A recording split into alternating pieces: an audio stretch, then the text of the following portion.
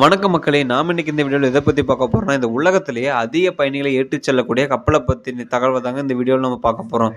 இந்த கப்பலோட பேர் என்னன்னு பார்த்தீங்கன்னா, ஐகான் ஆஃப் தி சீஸ் அப்படின்றது தாங்க இந்த கப்பலோட பேரு.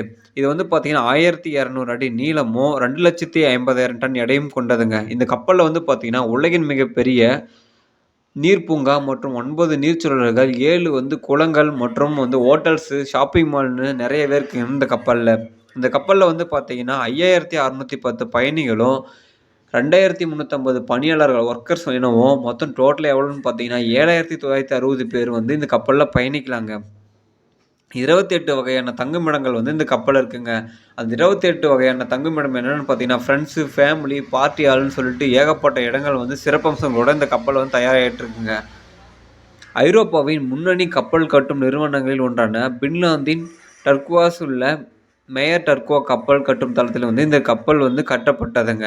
இந்த கப்பல் வந்து பார்த்தீங்கன்னா, அக்டோபரில் முழுமையாக கட்டப்பட்டு 2024 ஜனவரியில் தனது முதல் பயணத்தை மேற்கொள்ளும் என்ற தகவல் வெளியாகியிருக்குங்க.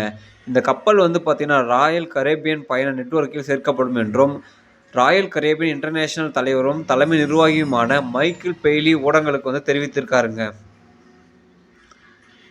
முதல் கட்ட சோதனை வந்து பார்த்தீங்கன்னா, ஜூன் 22ஆம் தேதி முதல் கட்ட சோதனை நடைபெற்றதுங்க. மேலும் இது போன்ற பயனுள்ள தகவலை தொடர்ந்து பெற நம்ம சேனலை சப்ஸ்கிரைப்